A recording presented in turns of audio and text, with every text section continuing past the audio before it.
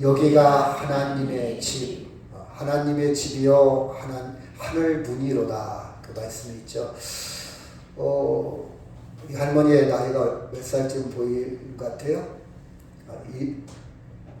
약 70살 조금 넘으신 것 같아요. 제가 산에서 만난 분인데 저는 많은 이야기를 나누기를 좋아한다고 했죠. 할머니, 아이고 이 산에 어떻게 올라오셨네 그랬더니 그분 이야기를 쭉 하는데 5가지의 힘든 짐이 있더라고요.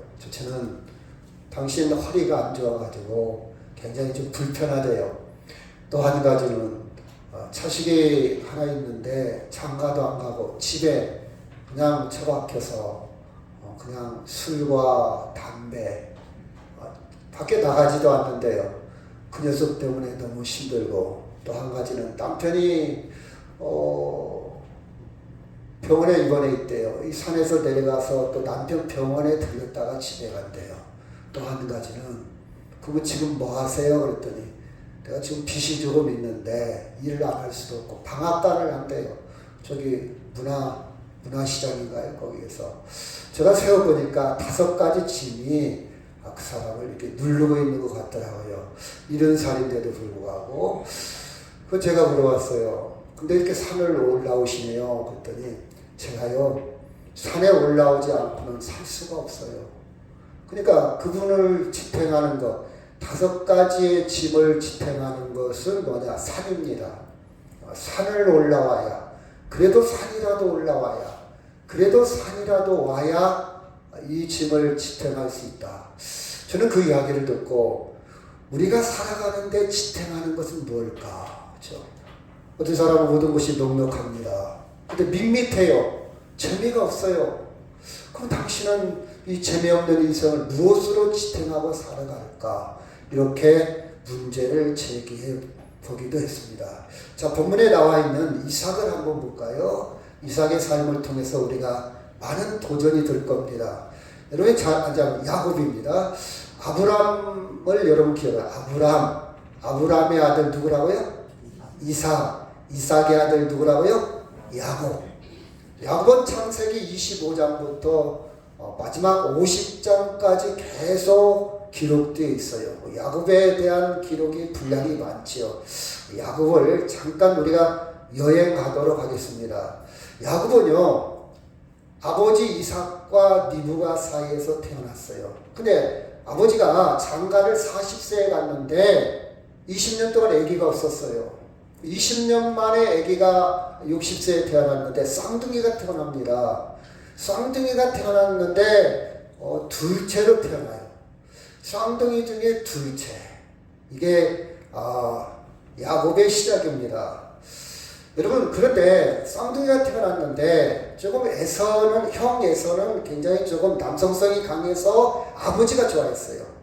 원시 시대니까 사냥, 수렵 이런 것들이 굉장히 성행했는데 아버지가 그때 당시는 남자가 이제 사냥 위주로 이렇게 생활이 이어졌지 않겠습니까? 그래서 에서는 사냥을 좋아해서 아버지하고 지냈는데 이 야곱은요, 여성성이 강해서 집안에서 엄마 치마 자라 붙잡고 이렇게 생활이 이어집니다. 그래서 아버지 사랑은 에서한테 갔고 어머니 사랑은 야곱한테 갔어요. 그래서 아버지 생각에 요놈 내 대를 이어갈 놈, 우리 가문을 이어갈 놈, 이렇게 생각을 했을 것 같아요. 그렇죠? 자, 이런 쌍둥이 중에서 어떻게 보면 서로 경쟁을 했을 것이고 이쁨 받으려고, 인정받으려고, 그렇죠? 근데 둘째란 말이에요. 몇 초 차이에, 몇 분 차이에 태어난 거, 이것이 야곱의 시작입니다. 근데 이제 때가 되어서 아버지가 노쇠해지고 늙어서 눈이 잘 보이지 않아요. 제가 어제 인간극장을 잠깐 봤는데 100세, 99세인데 운전을 하더라고요. 근데 여러분 아마 운전면허를 몇 년마다 갱신을 할 거예요. 근데 99세가 운전을 해.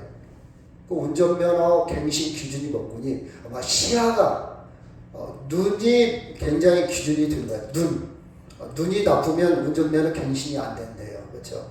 아마 아버지 이삭도 눈이 희미해지고 기력도 희미해지고 이제 자기가 오래 살지 못한다는 것을 감지를 한 것 같아요. 그래서 이제 자식 큰아들 에서한테 축복을 하고 대를 이어갈 수 있는 그런 장남이니까 그런 의식을 행하려고 그러는데 아마 자기 와이프하고 많은 이야기를 했겠죠. 님부가하고 상의를 했겠죠. 여보, 내가 에서한테 복을 줄 거야. 에서를 좀 데려와봐. 이런 생각을 하는데 어머니 리브가는 생각이 달라요. 아니야. 에서는 좀 남성다운 면은 있지만은 그래도 야곱이지 않을까? 야곱이 뭔가 끌리는 거 있어요. 그래서 얼른 어머니가 바꿔치기를 합니다. 니네 아버지가 눈이 잘 안 보여. 그러니까 너는 형인 척 해서 형 대신 네가 축복을 받았으면 좋겠다 해서 축복을 받는데 아버지가 감이 이상해. 에서라는 놈은 털이 많은데 하면서 털이 있긴 있는데 뭔가 좀 어색해요. 근데 여튼 자기가 에서라고 그러니까 축복을 합니다. 이 사실을 형 에서가 알게 됐죠. 형이 화가 났겠죠. 그래서 어머니의 도움 아래 야반도주를 합니다. 아마 상의를 했겠죠. 여보, 이러다가 우리 아들 둘 다 칼부림 나게 생겼어. 저 에서가 동생 죽일 것 같고, 그럼 우리 어떻게 되겠어? 살인자가 생길 것이고 아들이 하나 죽을 것이고 어떻게 하겠어? 저 멀리. 그러니까 800km 떨어졌습니다. 지금 사해에서 이 남서쪽에서 저쪽 북쪽 메소포타미아 문명, 여러분 좀 어렵겠지만 티그리스 유프라데스가 원래 아브라함의 고향 있는 데가 하란이거든요. 그쪽으로 굉장히 800km나 떨어진 곳에 글로 멀리 좀 보내서 이 사단을 막아야 할 거 아니겠어? 이렇게 자기 남편을 설득을 합니다. 그래서 야반 도주를 하죠. 형 몰래. 그래서 동생한테 야곱한테 따독따독 합니다. 야, 형이 지금 굉장히 화났다. 죽을 수도 있어. 그러니까 너 거기에 있다가 내가 눈치 봐서 형 분노가 가라앉으면 그때 불러드릴 테니까 너 빨리 도망가야 되겠다 해서 이제 야반 도주를 합니다. 그렇죠? 그래서 이제 멀리 갔는데 그 집에 그때는 근친 결혼을 합니다. 이렇게 시족 사이니까 지금은 근친 결혼, 8천, 동성동본, 법적으로는 의미가 없겠지만 여튼 이렇게 결혼을 않잖아요, 그렇죠? 근데 그때는 근친 결혼을 해요. 다른 이방인과 결혼하게 되면 문화도 다르고 풍습도 다르고 정체성이 없기 때문에 근친 결혼을 하는 시대였어요. 그래서 자기 오라버니, 그러니까 야구로 따지면 삼촌네 집이죠. 삼촌네 집에 가서 이제 살게 되고 거기에서 숨어 지내게 되었는데 자기 조카 중에 아마 사촌인 것 같아요. 사촌 중에 그 삼촌의 딸 중에 눈이 맞는 사람이 하나 있어요. 나엘이라고 아주 아리따고 마음이 싹 들어가 반해버렸습니다. 그래서 머슴 살다가 그 집에서 붙어 살다가 저 딸 나 주십시오. 그러니까 그 삼촌이 준다고 했어요. 준다고 해서 그런 주기는 주는데 너 7년 동안 머슴을 살아라. 그럼 세경으로 그 딸을 주겠다. 재산도 주겠다. 열심히 7년을 봉사를 했죠. 그런데 첫날 밤 딱 자고 일어났더니 그 딸이 아니고 다른 딸을 준 거예요. 깜짝 놀랐죠. 왜 삼촌이 거짓말했습니까? 그랬더니 우리 여기 전통은 언니보다 먼저 시집가는 법이 없다. 그러니까 이 딸 가져가고 그리고 7년을 네가 더 봉사하면 둘째 네가 원하는 딸도 주겠다. 그때는 일부 다체제입니다. 지금처럼 한 명이 한 명 데리고 사는 세상이 아니고 한 명이 여러 명 데리고 살 수도 있어요. 그 구약에 여러분이 이제 뉴스를 보면 이슬람 저 회교도들 중동 지방에 있는 스탄이라는 이름을 부른 나라들은 대부분 이슬람이에요. 거기다 대고 이집트도 이슬람이고 인도네시아도 이슬람이 굉장히 확장되어 있죠. 우리나라도 많이 들어와 있어요. 이슬람들이 믿는 경전 중에는 구약을 그대로 믿어요. 구약. 그러니까 이슬람들은 지금도 일부 다처제 한 남자가 여러 여자를 데리고 살아요. 구약의 그런 풍습, 시족 사이에 있던 풍습을 그대로 지금도 답습을 하고 있어요. 그러니까 그 사람들은 한국에서 결혼했는데 한국 여자가 남편 따라가서 그 이스라엘에 딱 갔더니 거기에 또 여자가 있는 거야. 부인이 또 있는 거야. 황당하지요. 근데 문화가 그래요. 풍습이 그래요. 그걸 지금도 믿고 그걸 법으로 만들고 있어요. 그러니까 자기 삼촌네 집에서 자기가 좋아하는 여자 때문에 20년 동안 살게 된 거예요. 20년 동안. 이것이 야곱의 인생입니다. 그런데 이제 20년 동안 살다 보니까 재산도 늘어나고 점점 늘어나니까 사촌들 중에 남자들이 있을 거 아니에요. 저놈 봐라. 저놈이 점점 재산이 늘어나서 나중에는 우리를 지배하겠다. 우리를 또 잡아먹겠다. 사촌들 간의 경쟁이 일어나기 시작해요.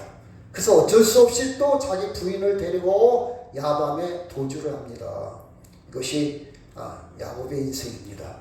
그래서 이제 자기 고향을 향해서 이제 나이도 먹고 이제 세월도 지나고 해서 고향으로 오는 과정에 고향으로 왔으면 좋겠는데 중간에 세검이란 땅에 잠시 살게 되는데 그 야곱의 자녀 중에는 유동딸이 하나 있어요. 이 유동딸 이름이 디나인데 이 디나가 그 동네가 어떤 동네일까? 문화가 발달했네. 보지 못한 것들이 있네 하면서 구경 나갔다가 세검에 있는 남자 추장 아들한테 강간을 당합니다.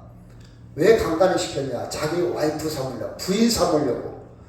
이 소식을 듣고 오라버니들이 화가 나가지고 밤에 속여서 거기 있는 추장 아들뿐만 아니라 모든 족장을 다 죽이기 시작해요.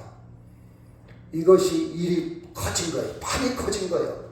부족 사이는요, 하루아침에 시족 사이는 모든 부족이 다 죽기도 하고 살기도 하고 굉장히 전멸을 다 시킵니다.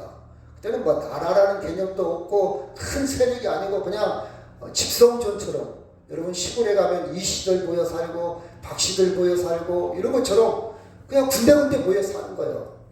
근데 하루아침에 다 죽을 수도 있어요. 근데 일을 지금 크게 만든 거예요. 자기 여동생 강간했다는 이유 때문에. 그렇죠? 그랬더니 또 야곱은 식솔들을 데리고 거길 떠날 수밖에 없어요. 또 도망치지요. 그래서 이제 가나안 땅에 들어가서 아버지도 만나고 형도 만나고 다 화해하고 잘 살고 있다가 아버지 돌아가셨죠. 그런데 늙을 말년에 자기가 사랑했던 나엘, 이제 부인이 넷입니다. 부인이 넷인데 나엘이라는 그 여인을 처음부터 사랑했거든요. 그 나엘이라는 여인이 늑동이를 낳은 게 있어요. 그게 요셉이거든요. 근데 요셉이 나니까 얼마나 애지중지하고 이뻐했는데 형들이 들판에 가서 들려가서 양을 칠 때 밥을 좀 먹거리를 갖다 주라고 심부름 시켰는데 나중에는 요셉이 오지 않습니다. 아들들한테 물어봤더니 요셉이 큰 맹수한테 잡혀 죽었다고 그러니까 거짓말을 한 거예요. 여러분 그 내용은 여러분 잘 알고 있지 않습니까? 아들을 잃었어요. 흰머리가 납니다. 우울증에 걸립니다. 너무 힘들어요. 그렇죠? 이런 인생을 겪게 되죠. 물론 나중에 그가 요셉을 애굽으로 팔려가서 총리가 되었다는 기쁜 소식도 있지만 여튼 야곱으로서는 그때 당시는 너무 힘든 인생을 살았어요. 그런데 살다가 또 말년에 가서 흉년을 만납니다. 여러분 그때 흉년은요 굉장히 심각해요. 굉장히 7년 동안 먹고 사는 게 비가 오지 않아요. 지금 아프리카가 점점점 사막화가 되어가는데 5살 먹은 6살 먹은 아이들이요 지금까지 비를 구경해 본 적이 없대요. 여러분 이해가 돼요? 5년 동안 6년 동안 비가 한 번도 안 와. 그러니까 나무가 다 죽어가니까 동네가 없어져. 점점 이주를 합니다. 없어져요. 아프리카가 기후변화 때문에 그런 일이 벌어져요. 7년 동안 비가 오지 않는 거예요. 흉년이 들은 거예요. 곡식을 심어야 되는데. 그렇죠. 그런 또 인생의 질곡에 살아갑니다. 그러다가 말년에 애굽으로 이주합니다. 자, 이게 야곱의 인생의 잠깐 소개된 인생의 스토리, 이야기입니다. 그래서 야곱은 자기 인생을 이렇게 표현합니다. 같이 한번 해볼까요? 시작. 야곱이 바로에게 이르되 내 나그네 길의 세월이 130년이니이다. 내 나이가 얼마 못 되니 우리 조상의 나그네 길을 연주에 미치지 못하나 험악한 세월을 보냈었나이다 하고 야곱이 바로에게 축복하고 그 앞에서 나오니라. 저는 두 가지 꼭지를 발견했어요. 야곱의 인생은 어떤 세월이었다고요? 험악한 세월. 험악한 세월. 이 험악한 세월을 야곱은 무엇으로 지탱했을까? 자, 70대 초반인 그 어떤 할머니 5가지 지탱하고 있는 것이 산에 오는 것, 산이라도 오는 것, 그것이 지탱하고 있었다면 야곱은 이 험악한 세월에 그는 무엇으로 지탱하면서 10절에 보니까 야곱이 바로에게 축복했다 그랬어요. 그 신앙의 정체성, 믿음의 정체성, 그렇죠? 중심을 잃지 않고 무엇으로 그 인생의 험악한 인생을 지탱하고 살았을까? 저는 그런 고민을 한번 해봤어요. 제가 결론을 맺는다면 하나님을 경험한 것이 그 인생의 90점이었지 않았을까? 여러분 힘드시죠? 아니면 인생이 재미없습니까? 아니면 빨리 피하고 싶습니까? 나 빨리 이거 끝났으면 좋겠다. 빨리 지났으면 쓰겠다. 나 빨리 뭐 안 했으면 쓰겠다. 힘듭니까? 어떻게 피하면 행복할 것 같아요? 이 시기가 지나면 괜찮을 것 같아요? 계속 도망치고 싶습니까? 눕고 싶습니까? 여러분, 야곱이 험악한 인생을 살았는데 그가 험악한 인생 속에서 지탱할 수 있는 구심점은 바로 하나님을 경험한 것이 그를 이끌어가고 그의 원동력이 되고 심지어 감사와 축복이 되지 않았을까? 이런 생각을 한번 해봅니다. 그래서 우리는 오늘 야곱에 대해서 이 부분에 대해서 조금 깊이 들어가 보도록 하겠습니다. 자, 10절 11절 시작. 야곱이 브엘사베에서 떠나 하란으로 향하여 가더니 한 곳에 이르러 해가 진지라 거기서 유숙하려고 그곳에 한 돌을 가져다가 베개를 삼고 거기 누워 자더니 그랬어요. 지금 고향을 떠나 귀공자, 어머니 스라, 아버지의 사랑을 떠나 후련단신 도망의 길, 광야의 길, 험한 길을 가는 여정의 첫걸음입니다. 그래서 여기 보면 베델입니다. 자, 브엘사베에서 베델 마지막 종착지가 하란입니다. 베델까지 키로가 얼마 되냐? 약 80km, 200리길을 집에서 떠나왔어요. 200리길 혼자 떠나왔습니다. 그리고 12절 제가 먼저 한번 읽을게요. 꿈에 본즉 사닥다리가 땅 위에 서 있는데 그 꼭대기가 하늘에 닿았고 또 본즉 하나님의 사자들이 그 위에서 오르락 내리락 하고 13절 시작.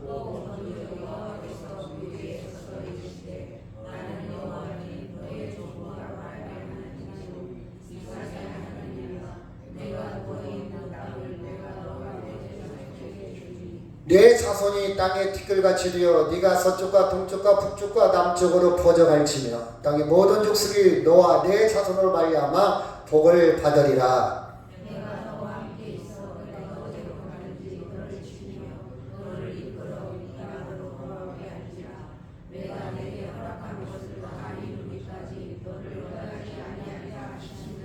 아멘.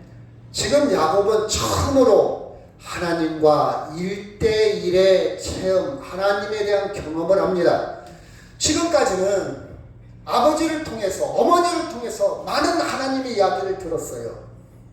하나님에 대해서 할아버지의 하나님, 그쵸? 아브라함의 하나님, 이삭의 하나님, 증조 할아버지의 하나님 이야기를 많이 들었습니다. 무용담처럼 들었을 거예요. 하나님의 많은 이적과 기적과 하나님의 사랑과 하나님의 보호하심을 들었을 겁니다. 그런데 오늘은요, 야곱이 직접 단독자로서 다른 사람이 대신 들을 수 없는 나만의 경험이 있습니다. 그렇죠? 여러분이 살아가면서 나만의 경험이 있잖아요. 이건 누가 이해할 수 없어요.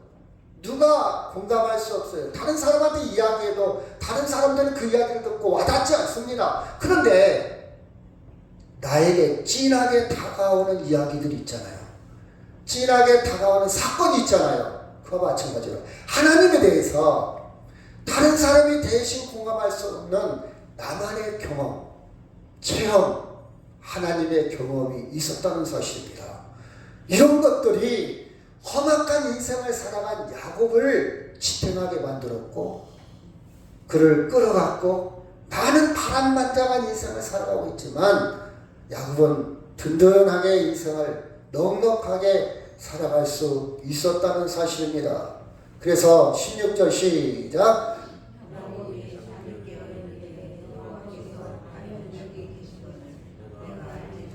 여러분, 하나님에 대해서 많은 이야기를 들었어요. 하나님은 여기만 계시겠습니까?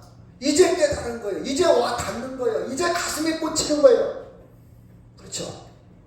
제가 지금 똑같이 설교를 하고 있지만 똑같은 이야기를 듣고 있지만 사람마다 와 닿는 게 달라. 바로 그런 거예요. 하나님은 지금까지 안 계셨겠습니까? 하나님은 내가 편안할 때도 계셨고 내가 집에 있을 때도 계셨고 하나님은 어디든 어떤 장소든 어떤 시간든 계셨었는데 야곱은 이런 고백을 합니다. 잠이 깨어 이르되 여호와께서 과연 여기 계시노를 내가 알지 못하였도다. 사랑하는 여러분, 하나님을 잘 알기를 바랍니다. 여러분이 하나님을 알지 못하면요 인생이 지루합니다. 허무합니다. 밋밋합니다. 재미없어요. 재미없어요. 여행도 다녀보고요. 돈도 벌어보고요. 옷도 사보고 명품도 맛있는 것도 먹어봤지만 재미없어요. 재미없어요.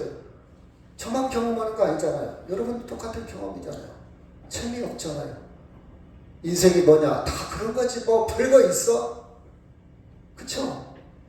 여러분 가슴 뛰는 일 있습니까? 크게 웃어본 일 있냐고요?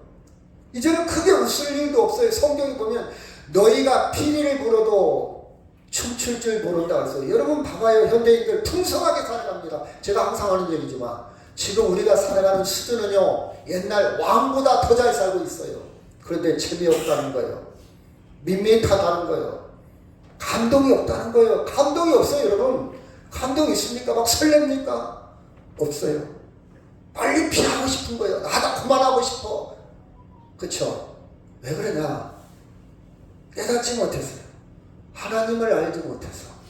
하나님이 여기 계시를 내가 알지 못했다 그랬어요.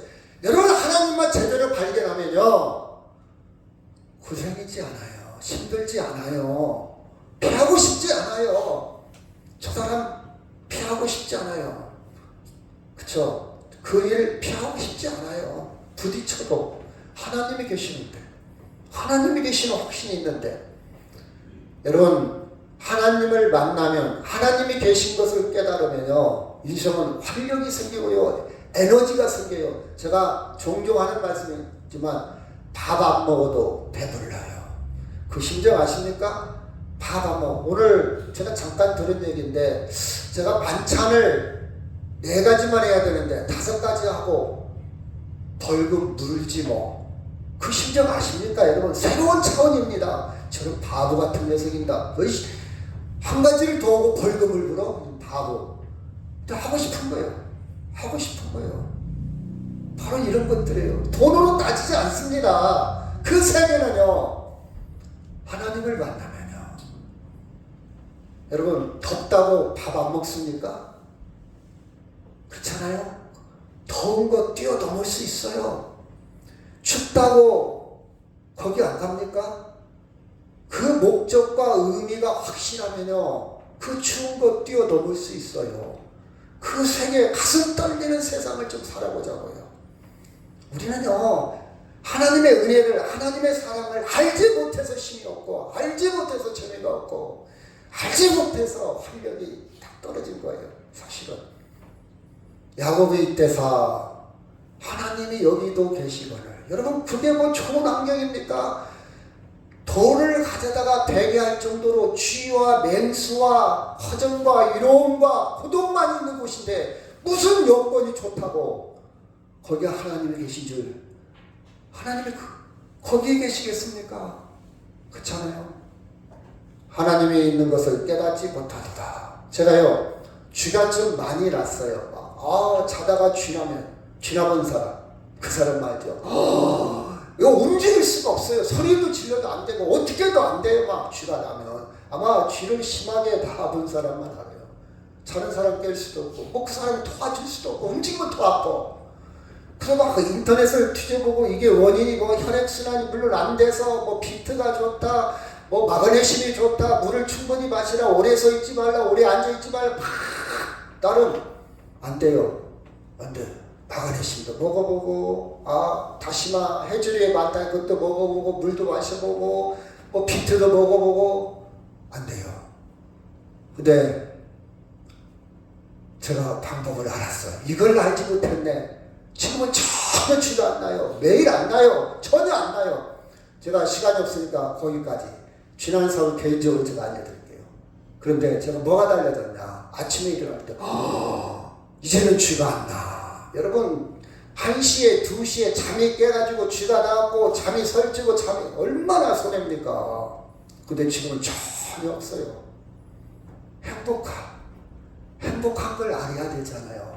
아침에 일어나고 5시에 일어나가지고 나는 행복하다. 감사합니다. 옛날에 쥐날 때는 막 제가 잘못된 상식을 가졌나 모르겠지만 칼로 도려내고 싶어요. 막 바늘로 막 찌르고 싶어요. 하지정맥인가? 그쵸? 그러고 싶은 심정이에요. 근데 그게 전혀 없잖아요. 잠도 잘 잤잖아요. 그쵸? 뭘 잊어버렸냐? 내가 일어나자마자 감사합니다. 감사합니다. 나 행복하게 잤어. 너무 잘 잤어. 숙면을 했어. 그걸 잃어버렸어요. 그래서 그걸 깨닫고 난 다음부터는 항상 일어나자. 감사합니다. 감사합니다. 밋밋하지 않아요. 행복해요. 포근해요. 그 차이입니다. 알지 못한 거예요. 깨닫지 못한 거예요. 그쵸? 여러분 지금 현실은요. 잠자리니 굉장히 불편합니다. 추워요. 그 모포 하나 뒤집어 쓰고 있습니다. 판초가 있습니까? 아니면 텐트가 있습니까? 다 모포 하나 뒤집어 쓰고 뭐다 불편하겠죠. 먹는 것이 제대로 먹겠습니까? 허벌판, 맹수가 우르렁거리고, 그렇죠? 절대 집중, 절대 고독, 아주 이제는 혼자입니다. 단독자입니다. 아무도 옆에 없어요. 아무도 없어요. 그런 고독 속에서 하나님을 만난 거예요. 어떻게 만났을까? 저는 이렇게 만났다고 봐요. 자, 봅시다. 자, 같이 볼까? 12절 시작. 꿈에 본즉 사닥다리가 땅 위에 서 있는데 그 꼭대기가 하늘에 닿았고 또 본즉 하나님의 사자들이 그 위에 오르락 내리락 하고 또 본즉 여호와께서 그 위에 서서 이르시되 나는 여호와니 너의 주고 아브라함의 하나님이요 이삭의 하나님은 네가 누워있는 땅을 내가 너와 내 자손에게 주리니. 이런 봐봐요. 저는 이 두 구절 중에서 뭘 발견했냐. 꿈에 본즉 12절 또 본즉 13절 또 본즉 깊이 들어갔어요. 또 본즉 여러분 이게 이적이냐 아니냐 이걸 떠나서 저는 심리학적으로 한번 접근해 봤어요. 프로이드의 심리학에 보면 이런 얘기가 나옵니다. 밤에 그것을 몰두하게 생각하다 보면 꿈에 나타날 수도 있다. 여러분 그런 경험해 봤잖아요. 막 거기에 막 깊이 생각하다 보니까 꿈에도 나타나기도 한다. 여기 아브라함의 하나님, 이삭의 하나님, 그 말은 아브라함으로 증조 할아버지한테 듣던 이야기, 이삭 아버지로부터 듣던 이야기를 밤새 고독 가운데 깊이 생각했을 겁니다. 또 보고 그 말씀을 깊이 들어가다 보니까 여기도 하나님이 계십니다. 그걸 깨달은 것 같아요. 이게 이적이냐 기적이냐 그걸 떠나서라도 일반적으로 접근할 때 깊이 들어가다 보니까 하나님이 여기도 계시는데 내가 괜히 고아처럼 하나님 아버지인데 고아처럼 혼자 고민하고 걱정했구나. 그래 하나님을 본 것 같아요. 여러분 봐봐요. 어제 축구를 했어요. 저도 축구하는 줄 몰랐어요. 호주하고 축구를 했는데 새벽에 지사님, 목사님 저도 뉴스 들었는데요. 한국이 이겼대요. 그랬어요? 축구했어요? 여러분 호주하고 축구를 했는데 저도 나중에 이제 유튜브를 좀 봤는데 아주 드라마 같은 축구를 했어요. 마지막 끝날 직전에 동점을 시키고 그리고 알튼에서 이겼어요. 자, 잠깐 봤는데요. 똑같은 축구를 하고 있지만요. 사람마다 다 달라요. 어떤 사람은 지금 새벽에 하는 건데 뭘 그걸 봐. 나 축구 관심 없어. 이런 사람도 있고 어떤 사람은요. 축구의 룰을 전혀 모르는 사람도 있어요. 제가 하는 60대인데 그분이 드로잉이가 있어요. 공이 이렇게 나가면 공을 들어서 던지는데 양반이 60대 남자인데 그걸 몰라. 그래갖고 공이 나가니까 공을 들고 발로 차는 거야. 그렇게 하는 게 아니고 손으로 던지는 거예요. 근데 60대인데 장면이 그 정도는 알죠? 공을 던지는 거예요. 밖으로 나가면 상대편이 던져서 이렇게 손으로 오는 건데 이걸 몰라갖고 발로 밖에서 발로 이렇게 차는 거 발로 차서 패스하려고 하는 거예요. 다시 하십시오. 그건 법이 아닙니다. 이렇게 모르는 사람이 있어요. 어떤 사람은 온사이드가 뭔지 오프사이드가 뭔지를 모르는 사람이 있어요. 아직 모르잖아. 페널티킥이 뭔지 프리킥이 뭔지를 몰라요. 관심이 없어요. 그렇죠? 근데 어떤 사람은요, 우리 가족이 축구하는, 우리 김홍경 권사님 손주가 축구하잖아요. 그러니까 저 집은 아마 자세히 봤을 거예요. 야, 저렇게 그렇게 하는 거야. 빠지지 않고 볼 겁니다. 아니면 축구 선수의 가족들은 조현우란 골키퍼가 있는데 그 아내가 여보, 이번에 오른쪽으로 갈 거야. 오른쪽으로 공이 들어올 거야. 오른쪽으로 막아봐. 아내 이야기를 듣고 그렇게 해서 성공했다고 그런 고백도 하더라고요. 아마 축구하는 가족들은 더 깊게 보겠죠. 아니면 다른 나라 감독이나 선수들은 더 깊게 보겠죠. 어떤 사람은 축구에 전혀 관심이 없는 사람이 있고 어떤 사람은 룰도 규칙도 모르는 사람이 있고 어떤 사람은 저 같은 경우는 규칙은 좀 알아도 나는 새벽에는 못 봐. 새벽 예배가 있어서 내가 초저녁 갔다 오면 보지. 이런 사람이 있고 어떤 사람은 깊이 보는 사람이 있고 어떤 사람은 전문가 아마 분석을 하고 해석을 하고 전문가 입장에서 보는 사람이 다 깊이가 달라요. 똑같이 축구를 해도 마찬가지. 야곱은 이번에 이분이 꿈의 본즉 또 본즉 또 본즉 그랬어요. 하나님의 말씀을 깊이 들어갔던 거예요. 여러분 오늘 주일날 그냥 늦게 와서 뭔 소리 하는 거예요. 그냥 싹 지나가서 듣는 사람이 있고 어떤 사람은 정말 말씀을 집에 가서 또 보고 제가 유튜브로 올리는데 유튜브에서 3명 보더라고요. 그것도 3명이니까 그 사람 때문에 올려요. 또 한번 들어보는 사람도 있고 아니면 성경을 집에 가서 오늘 말씀이 그 말씀이지 한번 이렇게 보는 사람이 있고 그렇죠? 다 다를 거예요. 야곱이 절대 고독 속에서 지금까지 하나님의 말씀 모태신앙 지금까지 들었던 말씀을 깊이 보고 또 보고 또 보고 또 봤더니 결론이 뭐냐? 그렇죠? 결론이 뭐냐? 우리에 있는 말씀 16절 다시 시작. 야곱이 잠이 깨어 이르되 여호와께서 과연 여기 계시거늘 내가 알지 못했다. 드디어 하나님을 봤다. 제가 척도로 한번 얘기해 볼게요. 여러분 만약 여러분의 죽음이 부활로 인해서 은총으로 다가온다면 여러분은 굉장히 깊이 보는 전문가예요. 근데 내가 예수를 믿기는 믿어도 아직도 죽음이 두렵다면 아직도 부활의 깊이를 못 들어간 거예요. 여러분 이해가 됩니까? 이해가 돼요. 만약 여러분이 죽음을 뛰어넘을 수 있는 믿음을 소유했다면요, 여러분 세상에서 무서운 게 없어. 세상에 무의미하지 않아요. 부활의 그 단계에 딱 올라갔다면 세상에 신바람 납니다. 봉사를 해도요 기분이 좋고 봉사를 해도 또 하고 싶고요. 내가 벌금을 물어도 더 하고 싶은 거예요. 내가 나눠주고 싶고 드리고 싶고 그쵸? 봉사하고 싶은 거예요.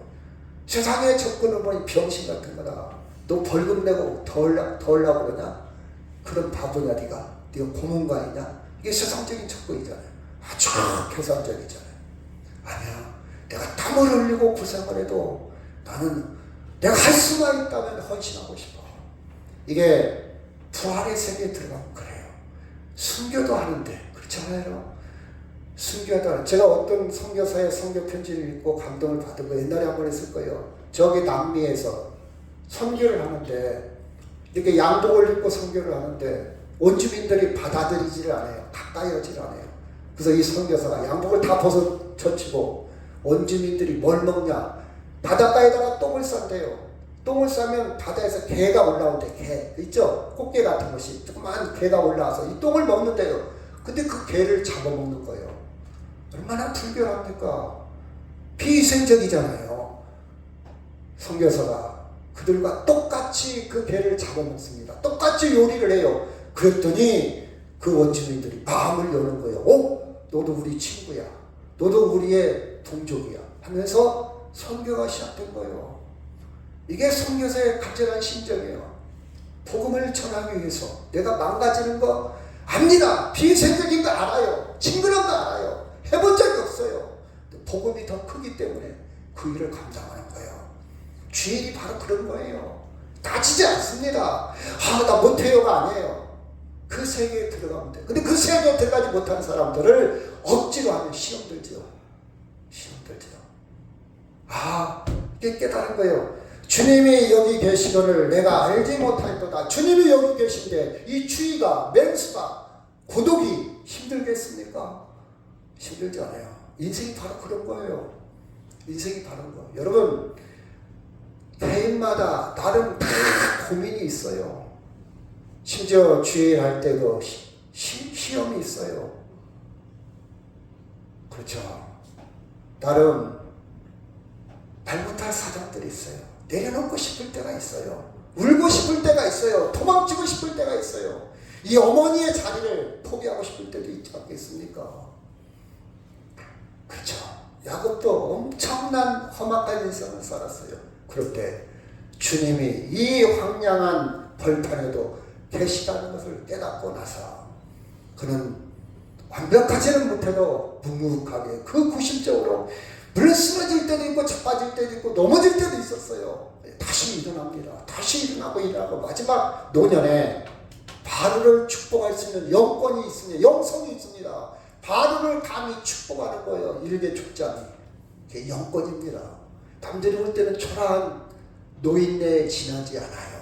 저 베두인, 저 집시, 저 떠돌이 인생 별거 아닙니다. 초라하잖아요. 파라오에 비하면 아무것도 아닙니다. 그런데 그 영성만큼은, 영적인 능력만큼은 바로를 축복합니다.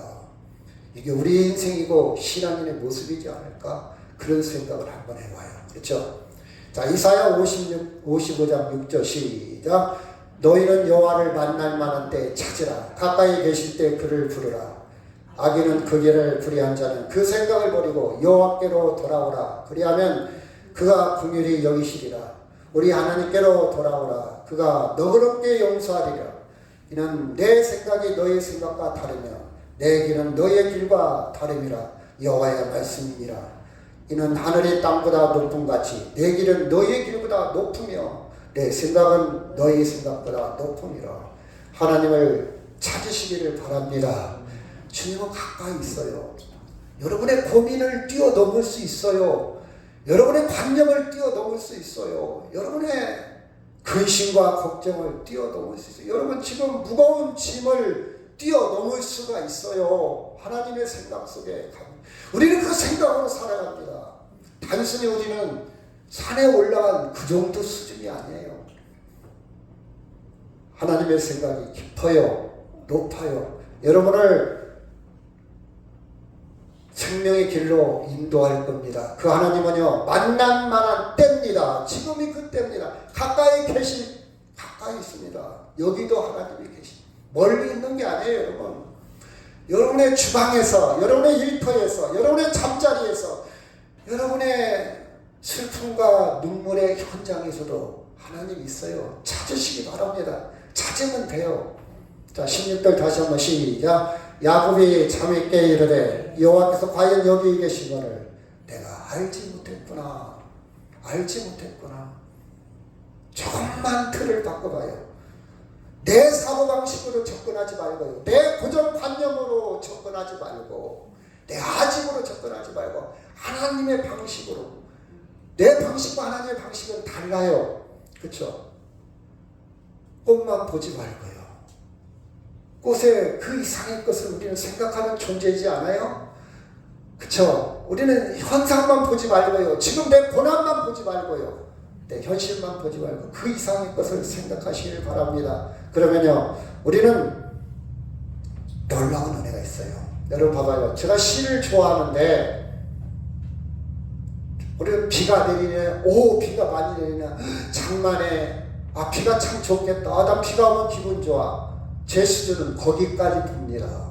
그런데 이상국이라는 이 사람은요, 비를 이렇게 봤어요. 안 가본 데가 없는 비는 들을 지나고 징검다리를 건너와 추녀 끝에서 누구를 기다리기도 한다. 추녀, 여러분, 뚝뚝 떨어지는 그 비를 보고, 저는 거기까지 못 보지만 이 시인은요, 누구를 기다리는 비처럼 보이고 있어요. 안 가본 데가 없는 그 비는, 여기 보니까 들을 지나 징검다리를 건너와 거기에서 기다리고 있구나. 여러분, 저는 시를 왜 좋아하는지, 시를 읽으면 화가 안 나요. 시를 읽으면 여유가 생겨요. 저는 차를 한 잔 마셔야 된다고 생각해요. 차를 한 잔 마실 여유는 좀 갖고 살아라. 아무리 바빠도. 그래서 차 마시는 걸 좋아해요. 아무리 바빠도 차 한 잔 마시면서 좀 생각을 정리하고 좀 중심을 잡고 좀 여유를. 여러분 봐봐요. 화나면요 차 못 마셔요. 화나면요 음악 못 들어요. 조급하면 못 들어요. 바쁘면 못 들어요. 아무리 바빠도. 제가 언젠가 그런 얘기 있잖아요. 밥을 먹는데, 제가 충신을 다닐 때 기숙사 밥을 꼭 식판에 한 수저를 남기는 친구가 있어. 야, 너 그거 남기면 안 돼. 그 밥이 어떤 밥인 줄 알아? 이거 남기면 음식물 쓰레기야. 그리고 쥐도 끌어. 너 그 밥 빚기가 오기까지 농부 손을 거쳐서 여기다 왔는데 너 그거 버리면 걔가 슬퍼해. 빨리 먹어. 그랬더니 저는 그게 수준이에요. 근데 그 친구가 뭐라는지 아세요? 야, 우리 아버지가 그러는데 너 아무리 배고파도, 배가 고파도, 그때는 배가 고팠을 때요, 밥이 맛있을 때요, 옛날이니까 배가 고파도 밥 한 수저 남길 여유를 갖고 살라. 그래서 자기는 밥 먹을 때마다 매 한 수저를 남긴대요. 야, 그런 철학이 있어.